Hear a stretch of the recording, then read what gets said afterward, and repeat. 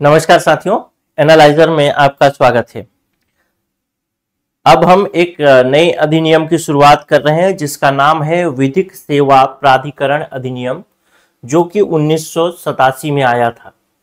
विधिक सेवा प्राधिकरण अधिनियम की शुरुआत करने से पहले, जैसा कि मैं पढ़ाने की मेरा तरीका होता है, उस तरीके के अंतर्गत हम इसके इतिहास के बारे में या फिर ये अधिनियम क्यों लाया गया, इस विषय में हम थोड़ी बातचीत कर लेते हैं।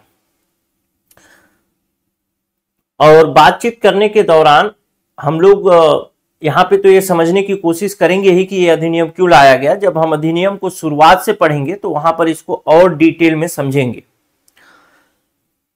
मुख्य रूप से अभी ये समझ के रखिए कि भारत का संविधान जो है वो कहता है कि सभी को न्याय मिले। जब हम भारत के संविधान की प्रस्तावना की बात करते हैं, जिस प्रस्तावना में लिखा गया है कि सामाजिक, आर्थिक और राजनैतिक न्याय देने का प्रयास ये संविधान करेगा, तो जब हम सामाजिक, आर्थिक और राजनैतिक न्याय की बात करते हैं तो सामाजिक, आर्थिक, राजनैतिक न्याय में ये चीज स्पष्ट तौर पर, यानी भारत के प्रस्तावना से यह बात बहुत स्पष्ट हो जाती है कि जो भी न्याय की व्यवस्था है वह सभी के लिए होनी चाहिए। यानी सभी को न्याय मिलना चाहिए, चाहे वो गरीब हो, चाहे अमीर हो, चाहे दुर्बल वर्ग का हो, किसी भी कारण से उसके न्याय तक पहुंच जो है वो बाधित नहीं होनी चाहिए। ये तो कहता है हमारा प्रस्तावना।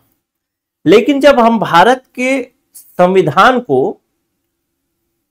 थोड़ा सा और पढ़ेंगे तो हम देखेंगे कि भारत के संविधान के भाग 3 में विधि के समक्ष समानता की बात की गई है। जब हम अनुच्छेद 14 को पढ़ेंगे तो अनुच्छेद 14 कहता है कि विधि के समान संरक्षण होना चाहिए। विधि के समक्ष सभी रूप से विधि के समक्ष सभी जो व्यक्ति हैं, भारत के जो नागरिक हैं, वे समान रूप से ट्रीट किए जाएंगे। यानी विधि के समक्ष वो समान होंगे, कानून की नजर में हर व्यक्ति समान होगा। यही कहता है इसका अध्याय 14। और जब कानून की नजर में हर व्यक्ति समान है और अगर किसी व्यक्ति के साथ कोई अन्याय हो रहा है तो अन्याय होने की स्थिति में वो व्यक्ति कहां जाएगा? न्यायालय जाएगा। न्याय का सिद्धांत या भारत के न्यायालय का सिद्धांत यही कहता है कि न्याय उसे ही मिलेगा जो न्यायालय के समक्ष आएगा और अपना प्रार्थना रखेगा न्यायालय के समक्ष कि न्यायाधीश महोदय, मुझे न्याय चाहिए। तो भारत का जो न्यायिक व्यवस्था है वो तो पहली बात कहता है कि जो न्यायालय के समक्ष आएगा उसे न्याय दिया जाएगा। अर्थात अगर आपके साथ अन्याय हो रहा है और आप न्यायालय के समक्ष नहीं जाते तो भारत का संविधान या भारत की प्रशासनिक व्यवस्था आपको न्याय देने के लिए उत्तरदायी नहीं है या बाध्य नहीं है। खोज खोज के न्याय नहीं देगा कि आपके साथ अन्याय हुआ, उस गांव में खोजो किसके साथ अन्याय हुआ, उसको लेकर आओ, ऐसा नहीं। जब आप न्यायालय के समक्ष जाएंगे तभी आपको न्याय मिलेगा।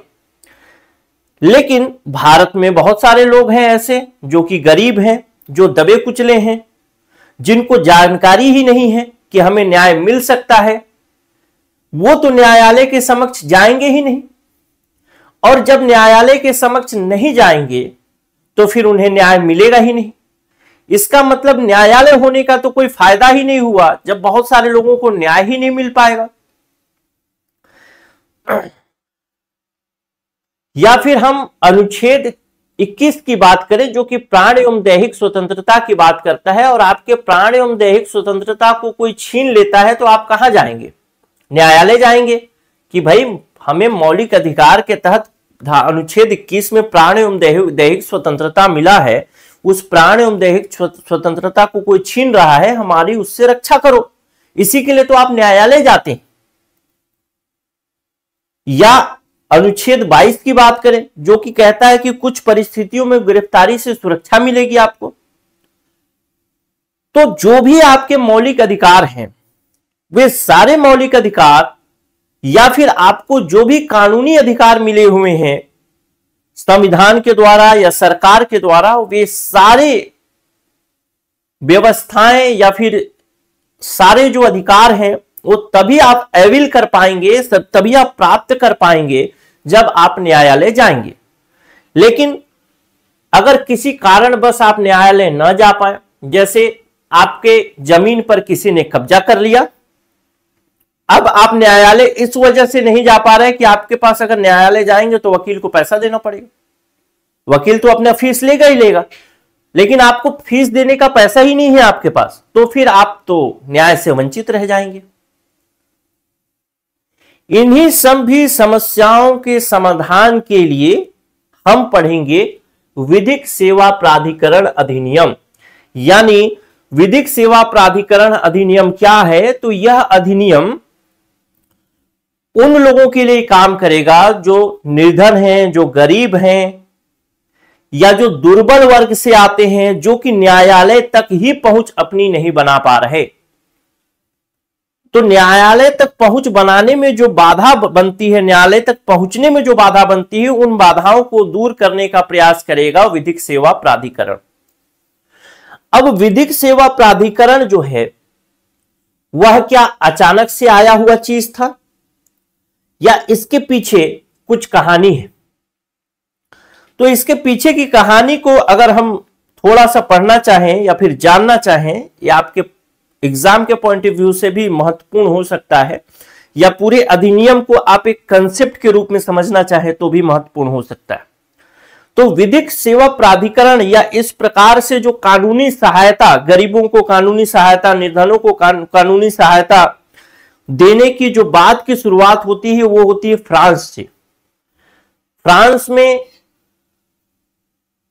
सन था 1851 और 1851 में पहली बार फ्रांस की सरकार ने एक अधिनियम पास किया और उस अधिनियम में उसने ये व्यवस्था रखी कि इस अधिनियम में जो ये अधिनियम पास किया और उस अधिनियम के अंतर्गत व्यवस्था की गई कि जो गरीब लोग हैं, निर्धन लोग हैं फ्रांस के, वो भी न्यायालय तक अपनी पहुंच बना सकें।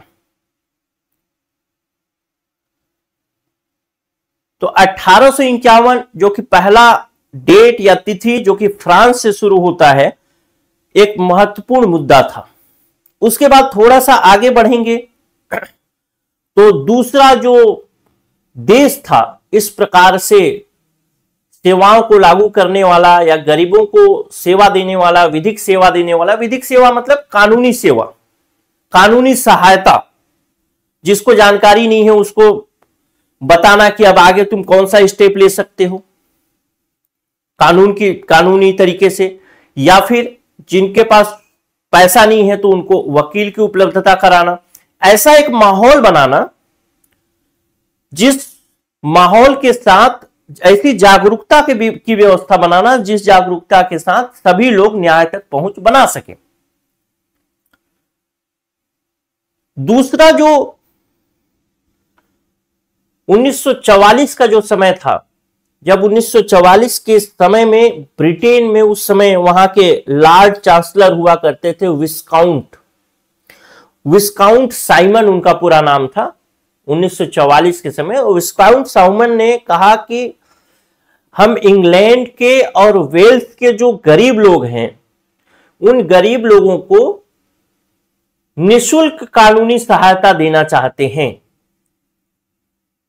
यानी वो न्यायालय तक पहुंच बना सकें। पैसे की वजह से जो गरीब हैं वो न्यायालय नहीं जा पा रहे, मुख्य मुद्दा तो पैसा ही है, तो उनको न्यायालय तक जाने के लिए या फिर उनके कानूनी ज्ञान को जागरूक करने के लिए कि वो आगे कौन सा स्टैंड ले सकते हैं कानूनी रूप से, इस सब की जागरूकता के लिए उन्होंने एक समिति बनाई जिस समिति का नाम था रशक्लिफ समिति। और 1944 में जब ये रशक्लिफ समिति ब्रिटेन में बना, तो ब्रिटेन में रशक्लिफ समिति के बनने के बाद, चूंकि उस समय भारत में अंग्रेजों का शासन हुआ करता था 1944 में, तो थोड़ी थोड़ी जागरूकता भारत में भी फैलने लगी कि जो गरीब लोग हैं उन गरीब लोगों को न्यायालय तक पहुंच बनाने के लिए या उनका न्याय सुनिश्चित करने के लिए भारत को भी कुछ करना चाहिए। लेकिन चूंकि 1944 में अंग्रेजों का शासन था तो अंग्रेजों ने इस विषय पर बहुत कुछ किया नहीं, लेकिन हां भारत में इस विषय पर जागरूकता जरूर फैलती रही।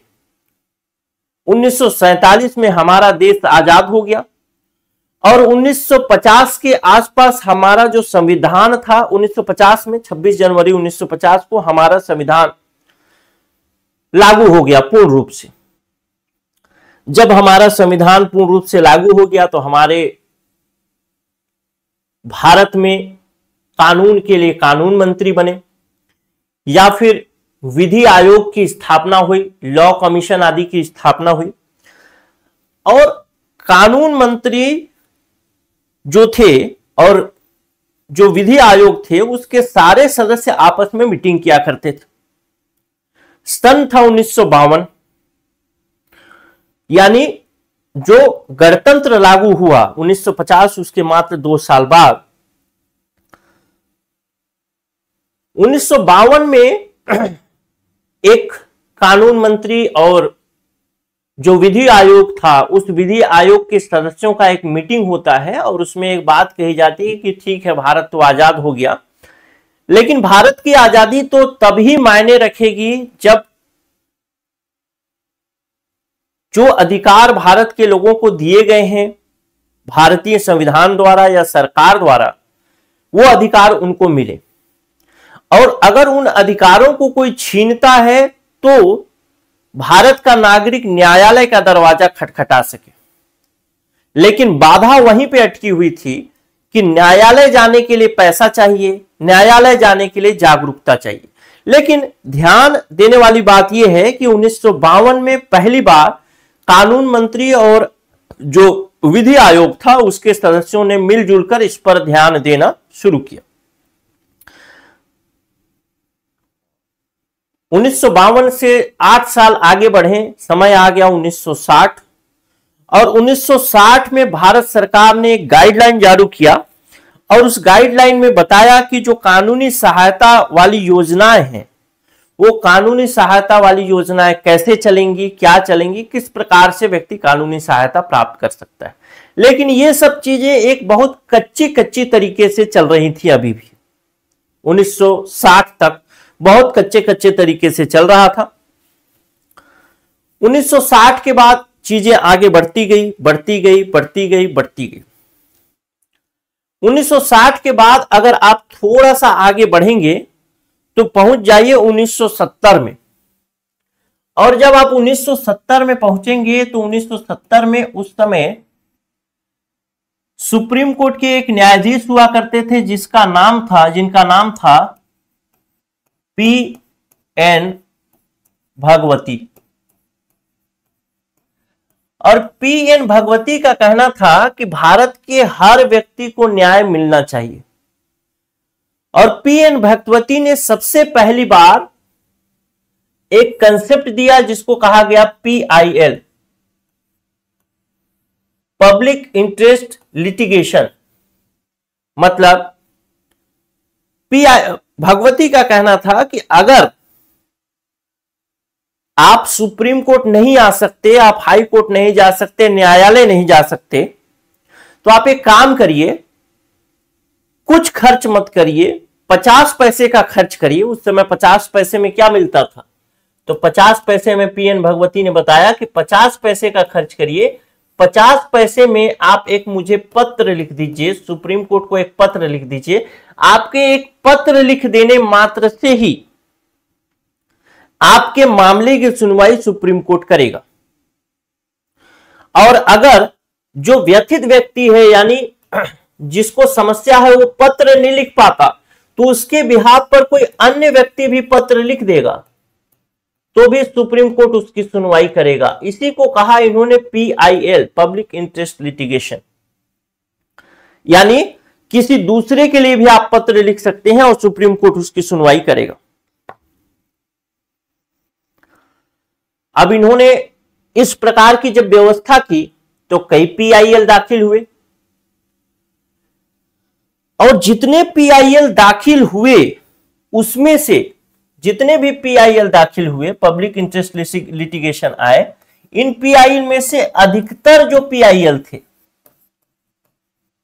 वो अधिकतर पीआईएल कैसे थे? गरीबों से संबंधित थे। यानी जो पत्र, जो लेटर लिखा गया भगवती महोदय को, सुप्रीम कोर्ट को, उस समय के जज हुआ करते थे, वहां के न्यायाधीश, न्यायमूर्ति थे, उसमें अधिकतर पत्र ऐसे थे जो गरीबों के विषय में थे। यानी इसका कारण यही था कि कोई व्यक्ति न्यायालय इसीलिए नहीं जा पाया क्योंकि वो गरीब है, पैसे से संपन्न नहीं, इसीलिए न्यायालय नहीं जा पा रहा। तो लगभग अधिकतर पत्र जो थे वो गरीबों के विषय में गए। तो पीएन भगवती ने सोचा कि भाई जितने भी लेटर आ रहे हैं, जितने भी पत्र आ रहे हैं वो गरीबों से संबंधित आ रहे हैं। इसका मतलब भारत का जो गरीब है, अधिकतर गरीब न्याय के सिद्धांत का उपयोग नहीं कर पा रहा। न्याय के सिद्धांत का उपयोग कहने का मतलब क्या है? मैंने शुरू में ही बताया था कि भारत की न्याय व्यवस्था क्या कहती है कि अगर आपको न्याय चाहिए तो आपको न्यायालय के समक्ष जाना पड़ेगा अपना प्रार्थना लेकर। तो भारत का अधिकतर गरीब क्या कर रहा है? न्याय की व्यवस्था जो है या फिर न्याय का जो सिद्धांत है उसको नहीं बुना पा रहा है, वो न्यायालय नहीं पहुंच पा रहा। तो उन्होंने कहा कि भाई न्याय केवल कागजों में नहीं होना चाहिए, न्याय जो है व्यवहारिक रूप में दिखना चाहिए, ऐसा पीएन भगवती का कथन था। और जब उन्होंने ये बात कही कि न्याय केवल कागजों में नहीं दिखना चाहिए, व्यवहारिक रूप में भी दिखना चाहिए, तब ऐसी स्थिति में पीएन भगवती ने एक बात और कही, कहा कि जो भी गरीब हैं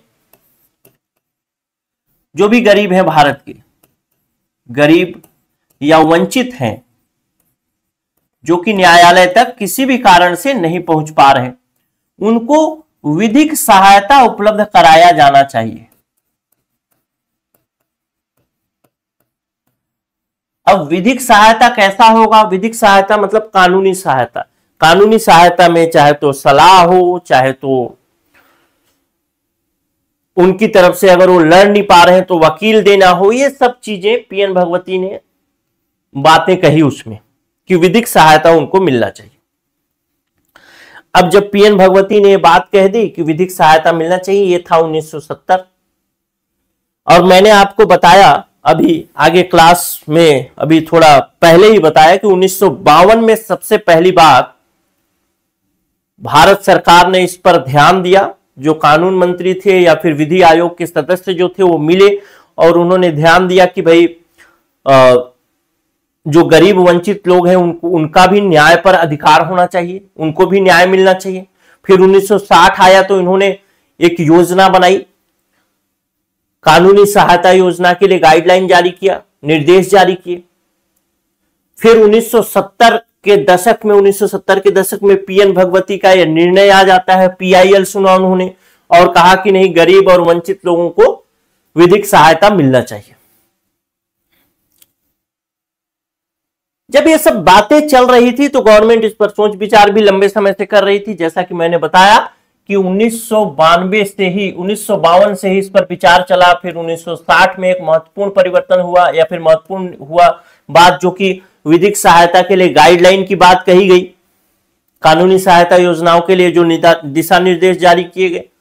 फिर 1970-72 में पीएन भगवती का मामला हो गया और फिर आ गया 1976। जब 1976 आया तो 1976 में एक महत्वपूर्ण घटना घटी और वो महत्वपूर्ण घटना ये थी कि भारत के संविधान का एक संशोधन हुआ 1976 में, जिसको हम कहते हैं 42वां संविधान संशोधन।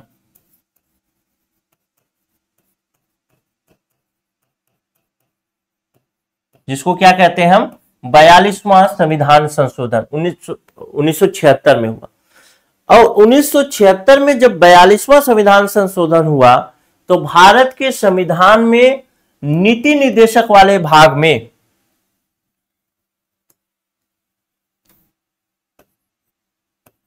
नीति निर्देशक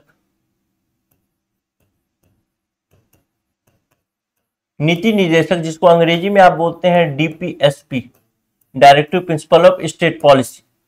नीति निर्देशक वाले भाग में जो अनुच्छेद 39 था, उस 39 अनुच्छेद के नीचे एक और अनुच्छेद जोड़ा गया जिसको कहा गया 39 क, या अंग्रेजी में कहें तो 39A बोल सकते। जब ये 39A अनुच्छेद जोड़ा गया तो इसमें ये बात स्पष्ट तौर पर कह दी गई कि समान न्याय और निःशुल्क विधिक सहायता, इसमें क्या लिखा गया है, समान न्याय एवं निःशुल्क विधिक सहायता।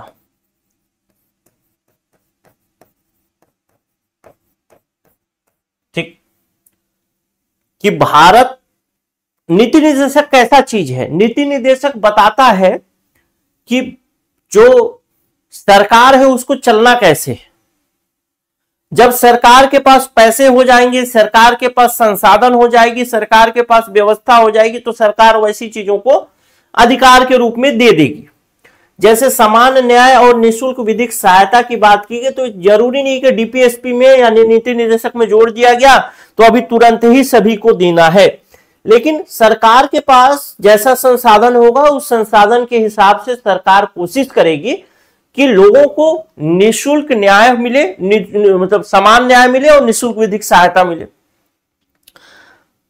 यानी राज्य यह सुनिश्चित करने का प्रयास करेगा कि न्याय की प्राप्ति के अवसर किसी व्यक्ति के लिए आर्थिक या अन्य अक्षमता के कारण वंचित न हो जाए वो न्याय की प्राप्ति से। यही इसका मूल सार था। धारा 39 मतलब अनुच्छेद 39 का या 39A का, 39A का। ठीक, जब ये बात आई, समान न्याय और निःशुल्क विधिक सहायता की बात आई, यानी गरीबी की वजह से कोई व्यक्ति या कोई नागरिक जो है वो उसका न्याय बाधित ना हो, उसको न्याय भरपूर मिले, कोई समस्या ना हो, अगर पैसा ना हो तो निःशुल्क मिले। लेकिन सरकार के पास ये बाध्यता नहीं थी कि इसको तुरंत ही लागू करे। सरकार क्या थी, इसमें फ्री थी। कब तक फ्री थी? जब तक कि इसके पास संसाधन ना हो जाए, और संसाधन जब होंगे तो ये लागू कर देगी। जैसे पहले एक था ना कि सरकार नीति निर्देशक तत्व में ही था कि राज्य कोशिश करेगा, यानी गवर्नमेंट कोशिश करेगी कि जो 6 से 14 वर्ष के बच्चे हैं उनको निःशुल्क शिक्षा मिले। बाद में उसको अनुच्छेद 21A के अंतर्गत प्राथमिक शिक्षा का अधिकार के अंतर्गत उसको जोड़ दिया गया, क्योंकि हमारे पास संसाधन हुआ तो हमने नीति निर्देशक से हटा के उसको अधिकार में डाल दिया। ठीक, तो उसी प्रकार से डीपीएसपी में जो व्यवस्था की गई, समान न्याय निःशुल्क विधिक सहायता, ये तुरंत ही लागू करना गवर्नमेंट के लिए कंपलसरी नहीं था। गवर्नमेंट इसको जब चाहती तब लागू कर सकती थी, लेकिन एक स्टेप तो आगे बढ़ ही गया कि अब ये बात संविधान में आ गई, यानी आज नहीं कल गवर्नमेंट को इसे लागू करना ही करना था। सभी लोगों को समान न्याय और निःशुल्क विधिक सहायता के लिए काम करना ही करना था गवर्नमेंट को। जब ये बात आई तो यहां से सबसे पहली बार एक शब्द निकल के आया जिसको कहा गया लीगल एड, यानी इसको अगर हिंदी में कहें तो इसको कहेंगे विधिक सहायता। यह शब्द निकल के आया कब? 42वां संविधान संशोधन हुआ उसके बाद।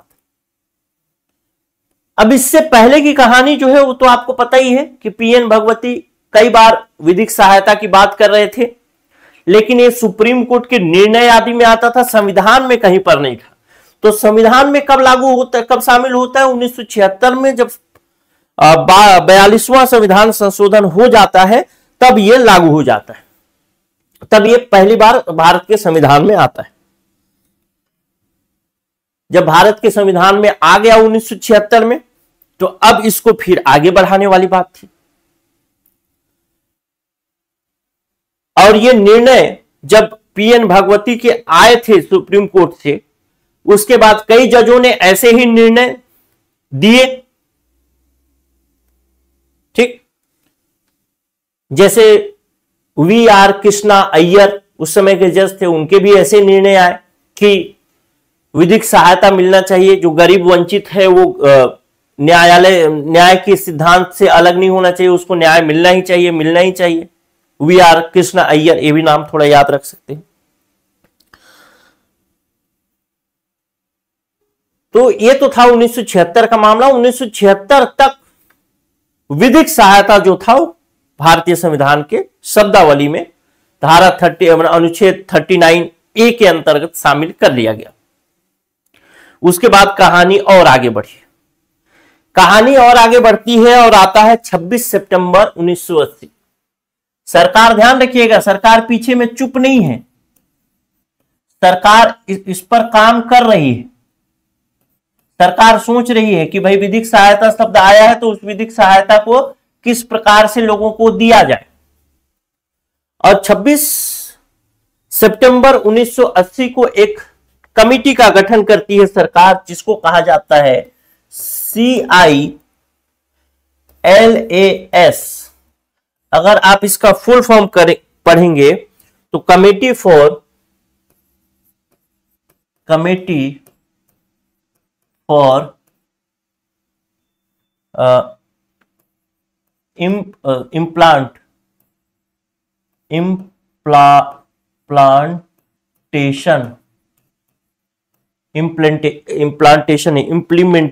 इम्प्लीमेंटेशन शब्द होगा ना, implantation,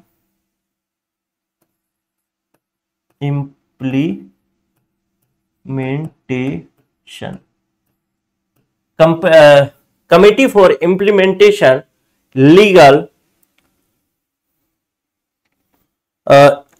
implementation of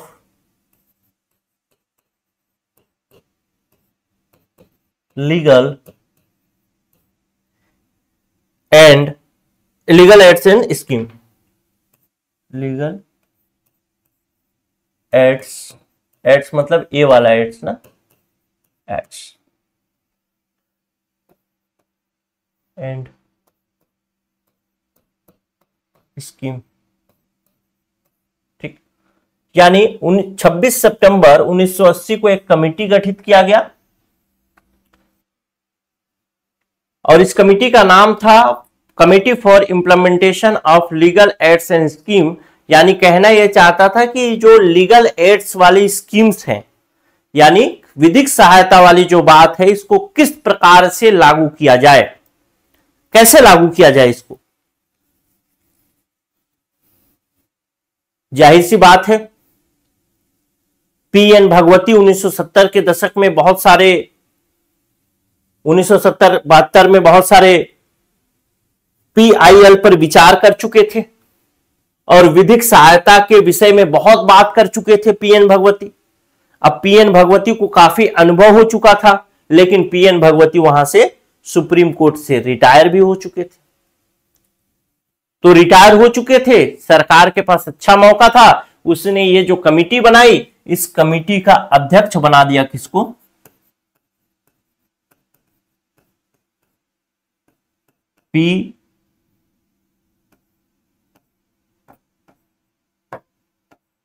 PN Bhagwati को।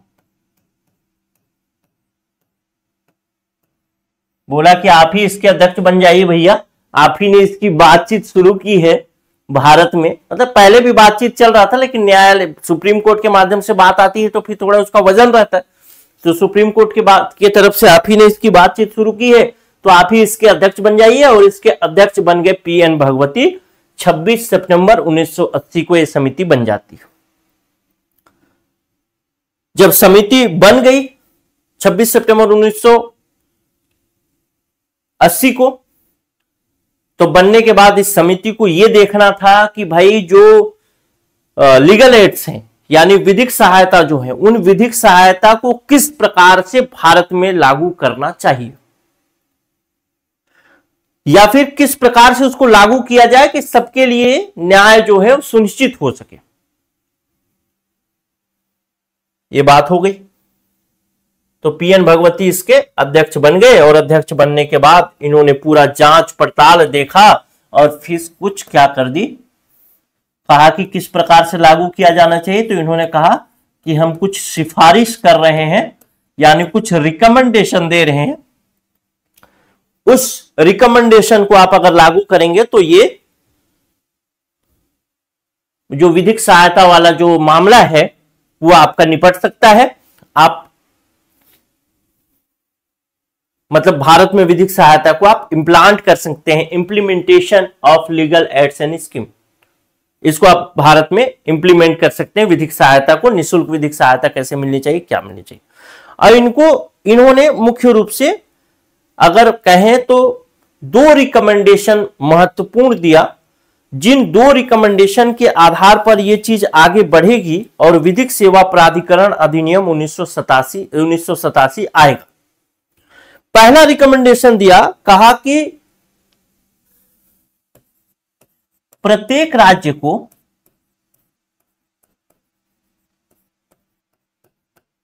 विधिक सेवा बोर्ड बनाना चाहिए। विधिक सेवा बोर्ड यानी लीगल सर्विस बोर्ड, अगर अंग्रेजी में लिख दूं तो कोई बुराई नहीं होगा, लिख देता हूं लीगल सर्विसेज बोर्ड। ठीक, प्रत्येक राज्य को लीगल सर्विस बोर्ड बनाना चाहिए, विधिक सेवा बोर्ड बनाना चाहिए। और दूसरा कहा कि देश भर में एक समान व्यवस्था लागू, यानी लीगल सर्विस के लिए, यानी विधिक सेवा के लिए देश भर में एक समान व्यवस्था लागू होनी चाहिए।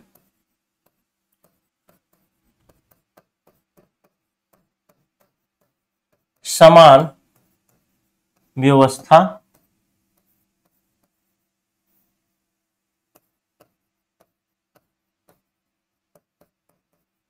लागू। अच्छा, अब ये जो 2 रिकमेंडेशन आए, 2 सिफारिश आए, तो इन सिफारिशों को स्टेट सेंट्रल गवर्नमेंट के पास भेजा गया। इन सिफारिशों को विभिन्न जो राज्य थे उन राज्यों को भेजा गया कि भाई इस तरीके की व्यवस्था बनाने की बात कोई व्यक्ति कर रहा है कि क्या बनाना चाहिए, विधिक सेवा बोर्ड बनाना चाहिए। तो राज्यों का क्या मत है ये जानने का प्रयास किया गया। सभी चीजें चलती रही। इसी बीच क्या हुआ कि जो कुछ राज्य जो थे उन्होंने सिफारिश को मान लिया।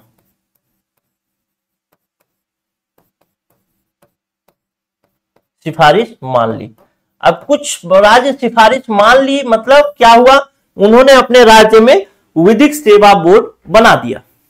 अब मान लेते हैं एक राज्य है यूपी जिसने बनाया, एक राज्य था एमपी जिसने बनाया, एक राज्य था मान लेते हैं कोई और बिहार जिसने अपना विधिक सेवा बोर्ड बनाया।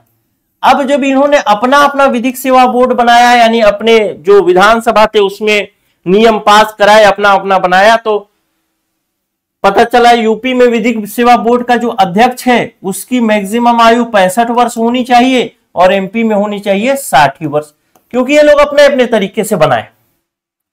मैं कहना क्या चाहता हूं, कहना यह चाहता हूं कि कुछ राज्य ने जब सिफारिश मानी तब समस्या एक नई खड़ा हुई। वो समस्या ये थी कि देश भर में जो एक समान व्यवस्था की बात इन्होंने की थी ये नहीं हो पा रहा था। क्यों? क्योंकि अलग अलग जो विधिक सेवा बोर्ड के अधिकार थे वो अलग थे, अलग राज्यों में उनके जो कर्तव्य थे जो अलग थे, उनकी योग्यताएं अलग थी, उनके कार्यकाल अलग थे, यानी एक रूपता नहीं थी। क्या थी? एक रूपता नहीं थी। जब एक रूपता नहीं थी तब की कंडीशन में कुछ तो आगे करना ही था, और कुछ आगे करने के दौरान 1987 का समय आया। ध्यान रखिएगा, ये जो समय था 1980 में ये बना, committee for implementation of legal AdSense scheme, ये बना 1980 में। और ये चीज बहुत सारे लोगों ने लागू किया और चलता रहा, बहुत सारे राज्य में रहा, चल ही रहा होगा जो भी था। आगे अभी पढ़ेंगे अधिनियम तो फिर देखेंगे वो चीजें कैसे चेंज होती है। क्यों बनाया इन्होंने ये पता चल गया, पीएन भगवती ने इसकी सिफारिश की थी इसलिए बनाया इन्होंने। लेकिन एकरूपता की कमी थी, तो एकरूपता की जब कमी थी तो एकरूपता की कमी को दूर करने के लिए सन 1987 में भारतीय संसद ने स्टैंड लिया। यानी भारतीय संसद ने सोचा कि कुछ आगे किया जाए ताकि एकरूपता बने। और दूसरी बात, यहां पर जो कुछ राज्य ने सिफारिश मानी थी तो सभी राज्यों ने भी नहीं मानी थी, तो कुछ राज्य अपने हिसाब से बनाए, कुछ नहीं भी बनाए। सिफारिश था तो मानना नहीं मानना अलग बात था। तो यह भी था कि सब राज्य में होना चाहिए और दूसरा था कि सब राज्य में एक समान होना चाहिए। तो उसके लिए फिर भारतीय संसद ने आगे स्टैंड लिया और लिया सन 1987 में। और 1987 में एक इन्होंने विधेयक पेश किया, बिल पेश किया, जो कि बाद में बिल नहीं, उसको क्या बोलते हैं, हाँ बिल, जो बाद में जाके एक्ट बना।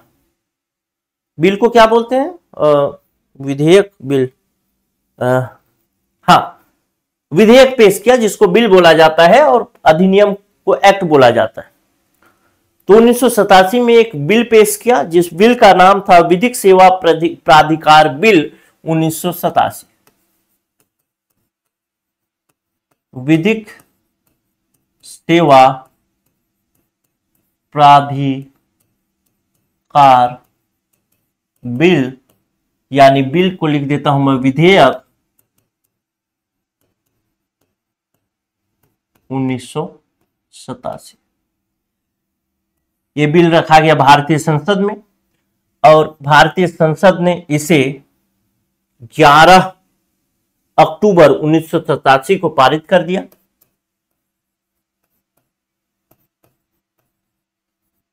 तब ये बन गया क्या, अधिनियम बन गया। यानी अब क्या बन गया, ये विधिक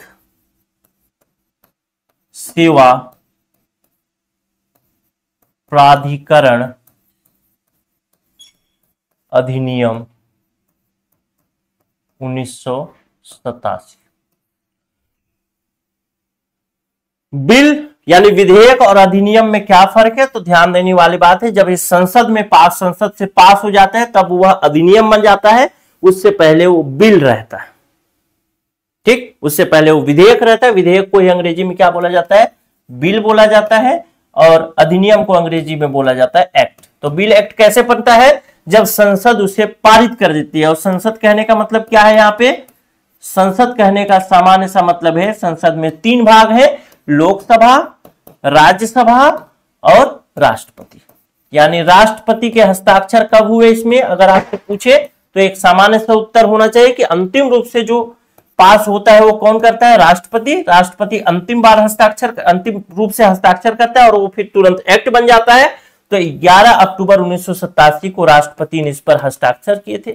आपसे सवाल इसी डेट पर और पूछ सकता है कि यह जो अधिनियम था यह राजपत्र में कब प्रकाशित हुआ, तो ये भी सेम डेट ही था।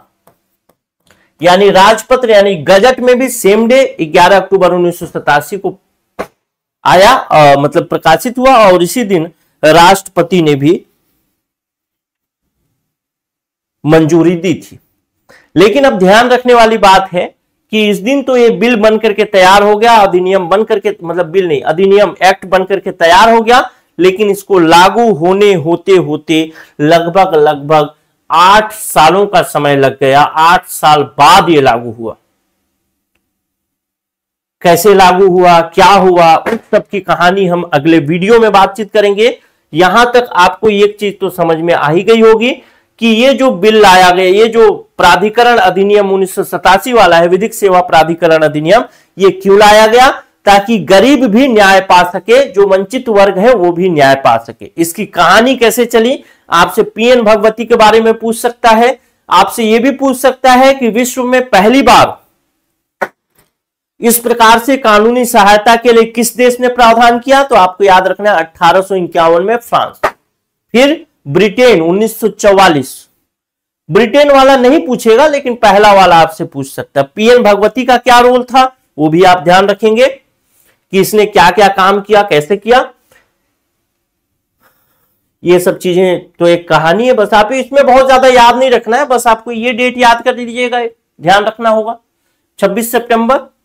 और बाकी सब कहानी है। ये कहानी इसलिए है कि बस ये कहानी आप सुन लिए हैं, अब जब आप आगे पढ़ेंगे तो ये कहानी कहीं कहीं पे जा जाके आपको टच करेगी, है एक कंसेप्ट बिल्डअप हो रहा है। अब क्या है कि आपको पता चल गया कि इसी के अंदर, इसी के आउटलाइन में पढ़ना है। आपको यह पता चल गया कि यह अधिनियम क्या है, गरीबों के लिए काम कर रहे हैं। तो सब चीजें आपको इसी से फिर जुड़ती मिलती दिखेंगी, इसलिए एक कहानी का क्लास में जरूर करता हूं एक अधिनियम में, अगर समय रहता है तो, नहीं रहता तो जैसे और लोग पढ़ाते हैं कोशिश वैसे भी पढ़ा सकता हूं, लेकिन मेरी कोशिश रहती है कि थोड़ा डिटेल में चले। तो एक कहानी बस आपको ध्यान रखना है, याद रखना है, कुछ इसमें से याद मत करना, बस कहानी सुन लिए कैसे कैसे बना क्या नहीं बना, बस हो गया। अगले वीडियो में देखेंगे जहां से अधिनियम हम शुरू करेंगे। नमस्कार।